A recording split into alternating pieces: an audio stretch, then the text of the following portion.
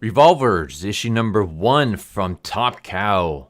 So yeah, this issue, well, the cover is what caught my eye. I see a dude with revolvers surrounded by what looks like some weird demonic creatures, and I'm like, all right, sold. Anyone who doesn't know, I'm a huge fan of like monster hunting, demons, supernatural. Like those are usually my favorite types of comics. I prefer stories like that rather than stories about superheroes and things.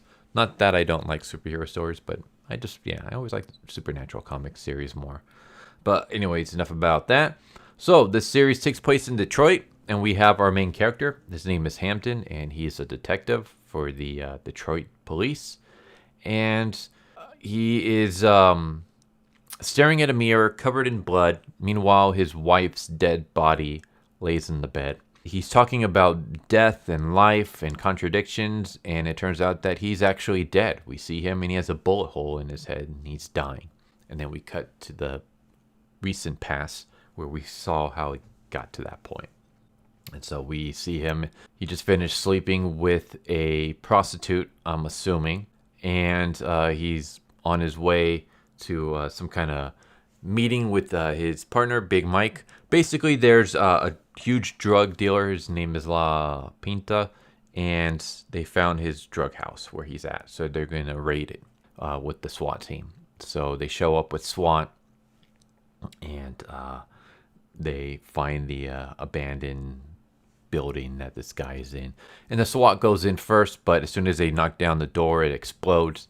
And we get a firefight, and Hampton and Big Mike make their way in. And while inside, they come across other drug dealers. They kill them. They come across something that looks straight up out of Silent Hill. It reminds me of Silent Hill 1 when you're in the other world and you see the human bodies like inside the cages. Only in Silent Hill, they're like wrapped up in bandages and stuff, and you can't really see their features. But in here, we get skinned bodies. So yeah, basically this guy, La Pinta, is not just a drug dealer, but he also takes pleasure in skinning his victims alive. And not only skinning them alive, but having mirrors in front of them so that they can watch as he skins them alive.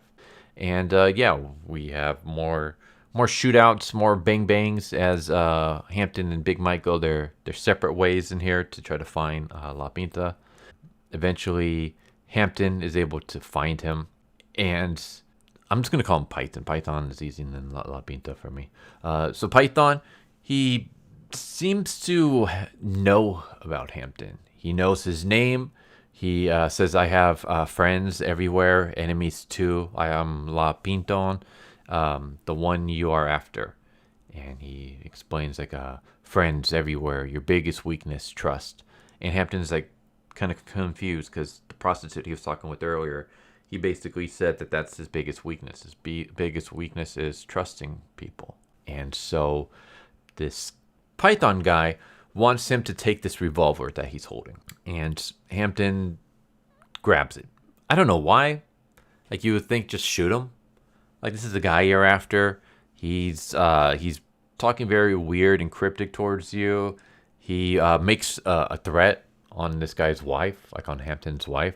He says, you have me, Hampton Wales, and now La Piton has you and your wife. I think I'll pay her a visit.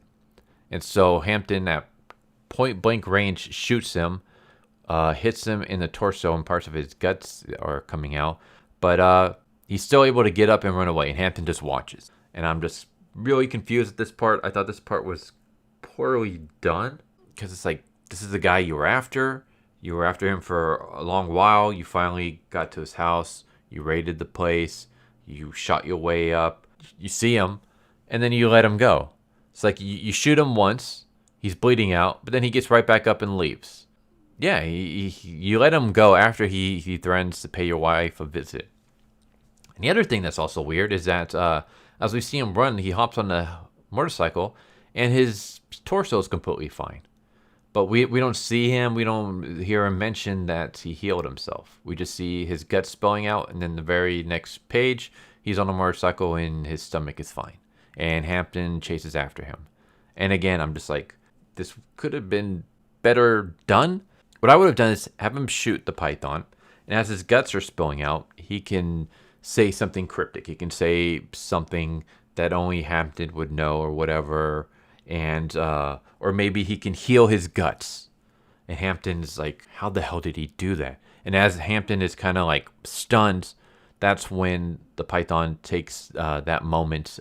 He uses that moment to his advantage, and he rushes out and he hops on a motorcycle and bails. Like something like that. But instead, no, it's immediately he's wounded, and then he's on his feet completely fine riding a motorcycle away, and Hampton just watches him go and then chases after him. So I was like, all right, that was just really weird. But he eventually runs back to his home where he finds his wife dead on the bed, and the Piton is there on the couch, and he says, you kill me, all you gotta do is pull the trigger, but make sure it's with the gun that I gave you. And for some reason, Hampton's like, all right, sure, guy who just killed my wife, I'm totally gonna listen to you and shoot you with the revolver that you gave me earlier. So he does, and then he pulls the trigger on himself, and that's when we get into even more weird supernatural stuff. But I'm gonna end it there. Yeah, I will say that it's interesting. The premise is, I like the premise. Artwork is not that bad, and I like some of the visuals, like the whole skinned alive and stuff like that. It's very unsettling and stuff. It's cool. I like it. But some of the actions are just kind of like, they don't make sense to me. Also the fact that earlier, like, we see him having a conversation with the prostitute, but the prostitute looks exactly like his wife. So at first I thought it was like, oh, so it's not his wife. He's just talking to a prostitute. But then, like, when we see him entering his house, he enters an actual house, but when we see him leaving the prostitute, it's like an apartment building. Also, the Piton basically says, you have a lovely wife. I don't know why you would cheat on her. So I would have done something different there. I would have maybe had the prostitute have different colored hair than the wife, because, the prostitute and the wife look too similar. I mean, we don't really see the wife's face, but they have the same exact hairstyle, same exact hair color. So it's things where it's like the execution is just not fully there. Like, it could have been pulled off better. So yeah, I would have changed the prostitute's look, unless there's a reason she looks exactly like your wife. Like, and that's going to play into the story later. But the fact that they look exactly the same is kind of, it threw me off for a bit. And then also the reason that Piton was able to escape. I already went over that, but I didn't like the way that was done. Like, you could have pulled that off in a better way. So the execution there was kind of weak. Other than that, I'm interested to see where this goes. So this isn't like I'm going to give up on the series after this issue. I'm going to continue with it. It's good enough. I would give it like maybe a 6 out of 10. It's above average, but that's about it. But we'll see where it goes from there. It is the first issue. I like that a lot actually happens here. Like, we get an idea of his character. We get some world building. We get some creepiness and questions being asked and stuff.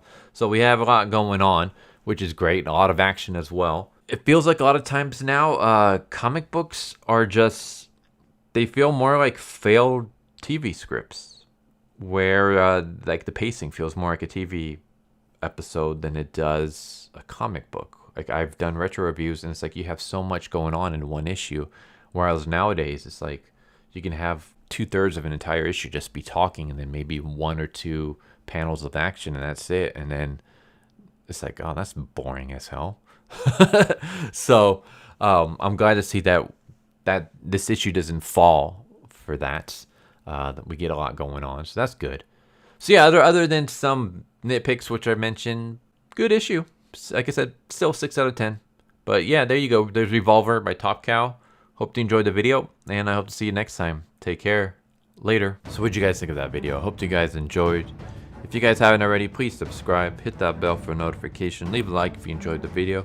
And if you didn't enjoy the video, thank you for watching it this far, and I hope the next video is more to your liking. Feel free to check out the playlist that you guys see, and I hope to see you guys next time. Later.